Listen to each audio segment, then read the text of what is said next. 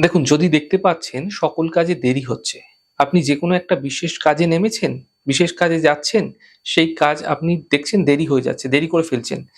এমনকি আপনার ক্ষেত্রে ক্রমাগত হচ্ছে এমনটি। এমনটি কিন্তু একবার নয়, বারবার রিপিটেডলি হচ্ছে। অথবা সকল কাজ পেন্ডিং হয়ে যাচ্ছে, স্লো হয়ে যাচ্ছে। ছোট কাজ, ২ দিনের কাজ ২ মাস লেগে যাচ্ছে, ৩ মাস লেগে যাচ্ছে, ৬ মাস লেগে যাচ্ছে, বছর ঘুরছে।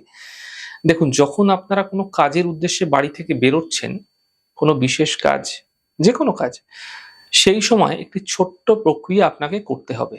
অর্থাৎ দরজা থেকে যখন আপনি বেরিয়ে গেলেন, আপনার বাড়ি থেকে যখন বেরিয়ে গেলেন, যখনই ১ম বার আপনি আপনার নিজের ছায়া দেখতে পাবেন, যখনই আপনার চোখে পড়বে যে আপনার নিজের ছায়াটি, সেই ছায়াটিকে দেখে ভগবান শনিদেবের মনে প্রার্থনা করুন, ছায়াটির সামনে দাঁড়ান।